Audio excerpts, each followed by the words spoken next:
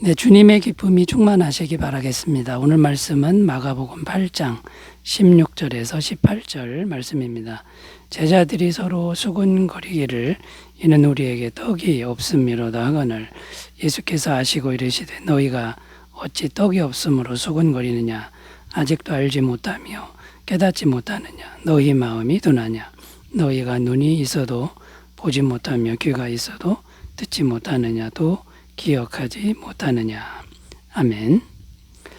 오늘 말씀 16절에 보면 제자들이 서로 수군거리기를 이는 우리에게 떡이 없음이로다. 이렇게 기록합니다. 여기서 떡이라고 하는 것은 실제로 먹는 떡을 의미합니다. 왜 제자들이 떡이 없는 것을 수군거렸느냐 하면 예수님이 바리새인들의 누룩과 헤롯의 누룩을 주의하라고 말씀하셨기 때문입니다. 그런데 이 모습은 마치 동문서답하는 것과 같다는 것입니다.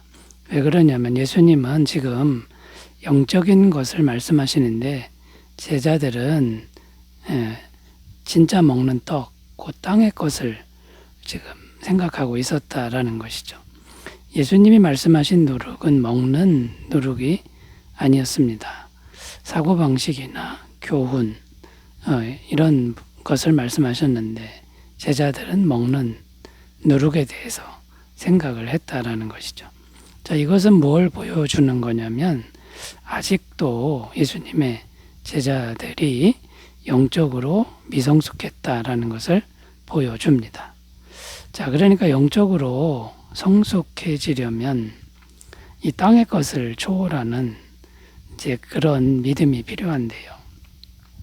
이 땅의 것을 초월하며 성장해 갈 때 우리는 예수님이 기뻐하시는 성숙한 신앙인들이 된다라는 겁니다. 그래서 오늘은 천국 백성인 우리들이 초월해야 할 땅의 것들 어떤 것들이 있는지 살펴보면서 잘 초월하는 계기가 되셨으면 좋겠습니다.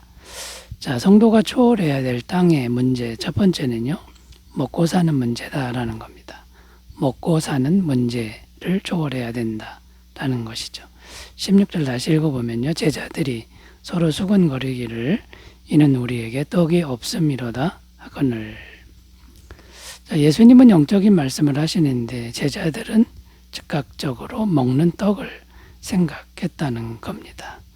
이게 뭘 증거하는 거냐면 제자들은 항상 먹는 떡의 문제를 생각하고 있었다라는 것을 보여줍니다.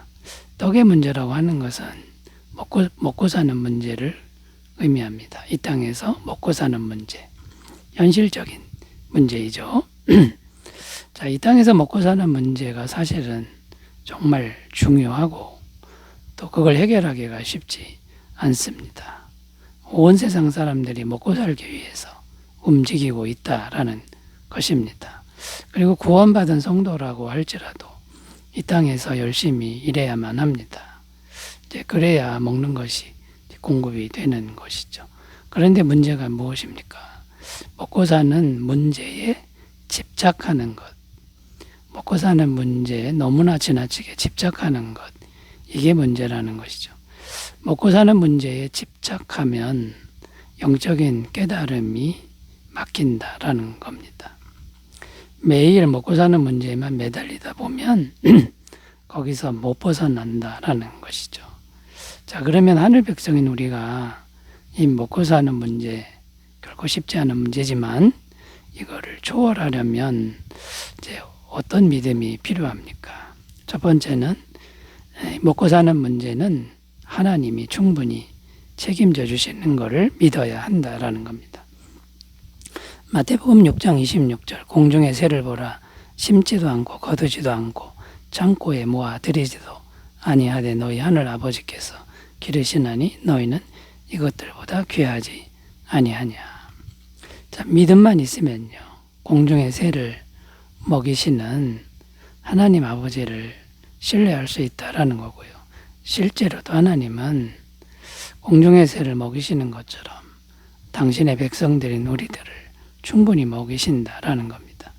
베드로전서 5장 7절 너희 염려를 다 주께 맡기라 이는 그가 너희를 돌보심이라. 자, 염려할 게 없다라는 겁니다. 염려를 맡겨도 된다라는 겁니다. 주님이 돌보신다. 이거는 먹고 사는 거 해결해 주신다, 이런 의미가 됩니다. 자, 우리가 자꾸만 가난해지고 빚을 지는 이유는 잘 생각해 보면 염려 때문입니다. 이 먹고 사는 문제 해결 안 될까봐 무리수를 두고 건강을 상하고 또 일확천금을 꿈꾸는 이런 일을 한다라는 것이죠. 주님을 신뢰하고 있으면 충분히 공급됨을 믿어야 한다라는 겁니다. 자, 그러니까 이제 하나님이 충분히 공급하시는 걸 믿어야 되고요. 그 다음 중요한 게 뭐냐면 하나님과의 관계를, 좋은 관계를 가져야 된다라는 겁니다. 시편 23편 1절 2절 여호와는 나의 목자시니 내게 부족함이 없으리로다. 그가 나를 푸른 풀밭에 누이시며 쉴만한 물가로 인도하시는도다. 하나님과의 관계만 좋으면 부족함이 없습니다. 그런 삶이 됩니다. 문제는 하나님과 멀어지면 안 된다라는 거죠. 요한삼서 1장 2절 사랑하는 자여 내 영혼이 잘됨같이 내가 범사에 잘되고 강건하기를 내가 간구하노라. 영혼이 잘되고 범사가 잘되는 길은 하나님과의 관계가 좋아지는 길인데 그게 영혼이 잘되는 길이다.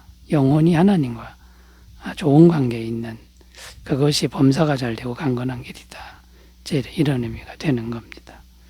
자, 우리가 힘든 이유는 우리 마음이 하나님을 떠나서 하나님을 멀리해서 오는 겁니다. 자, 여러분 늘 하나님과 동행하심으로 먹고 사는 문제 주님이 해결하시는 믿음을 잘 가꾸시기를 바라겠습니다.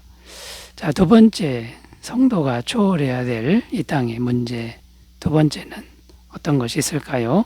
세상 가치관의 문제다라는 겁니다. 성도는 세상 가치관을 초월해야 된다라는 것이죠. 17절 읽어보면요. 예수께서 아시고 이르시되 너희가 어찌 떡이 없으므로 수건거리느냐 아직도 알지 못하며 깨닫지 못하느냐 너희 마음이 둔하냐. 이게 무슨 말이냐면 어찌 떡에만 생각이 매여 있느냐, 영적인 것을 왜 못 깨닫느냐, 약간은 책망하는 말씀이죠. 세상 가치관에만 매여 있는 그 상태에서 좀 벗어나라, 이런 안타까운 심정이 말씀에 담겨 있습니다. 그러니까 떡이 주는 또 다른 의미는 뭐냐면 세상 가치관이라는 것인데요. 세상 가치관이라는 것은 세상에서 최고로 여기는 것들이라는 의미가 있습니다. 쉽게 말해서 돈과 명예와 권력, 이것이 대표적인 것들이죠. 돈, 명예, 권력이 중요하지 않다는 것이 아닙니다. 이 땅에서 살아가려면 이런 것들이 있어야 한다라는 거고요. 또 이런 것들이 많으면 여유가 있는 것은 사실입니다. 자, 그런데 문제는 뭐냐면 세상 가치관들을 다른 것보다 최고의 가치로 삼는 태도가 문제라는 겁니다. 자, 세상 가치관에 집착을 하면 하늘 가치관은 깨닫지 못하게 된다라는 겁니다. 어떻게 그렇게 되냐면요. 세상 가치관들은 잘 생각해 보면 천국에는 전혀 없는 것들입니다. 천국에는 전혀 없는 것들, 또 천국에 가면 아무 가치가 없는 것들을 내가 지금 붙들고 산다면 이 영생의 진리는, 영적인 진리는 깨닫지 못하게 된다라는 겁니다. 자, 그러므로 성도인 우리가 가져야 될 바른 생각들은 무엇일까요? 세상 가치관들은 천국에서 아무런 가치가 없다는 것을 분명히 알고 오늘을 살아야 한다라는 겁니다. 디모데전서 6장 7절 우리가 세상에 아무것도 가지고 온 것이 없으며 또한 아무것도 가지고 가지 못하리니 이 세상에서 세상 가치관 아무리 많이 얻어봤자 천국에 하나도 못 가져갑니다. 이걸 늘 기억하고 살 때 우리는 세상 가치관에 집착하지 않게 된다라는 것입니다. 또 세상 가치관들이 많건 적건 간에 그거와 거기에 마음을 두지 말고 오직 보이지 않는 주님과 동행하는 삶, 이것을 최고의 가치로 두어야 한다라는 겁니다. 미가서 6장 8절 사람아 주께서 선한 것이 무엇임을 내게 보이셨나니 여호와께서 내게 구하시는 것은 오직 정의를 행하며 인자를 사랑하며 겸손하게 내 하나님과 함께 행하는 것이 아니냐. 하나님이 원하시는 건 주님과 겸손히 동행하는 것이다. 주님과 동행하는 것만이 영원합니다. 주님은 영원한 분이고 영원 속에 계시고 천국에도 여전히 동일하게 계시는 분이다라는 거죠. 자, 세상 가치관 잘 초월하시기를 바라겠습니다. 자, 세 번째로 가보겠습니다. 성도가 초월해야 될 땅의 문제. 세 번째는 무엇일까요? 그것은 인본주의의 문제다라는 겁니다. 인본주의를 초월해야 된다라는 것입니다. 18절을 읽어보면요. 너희가 눈이 있어도 보지 못하며 귀가 있어도 듣지 못하느냐 또 기억하지 못하느냐.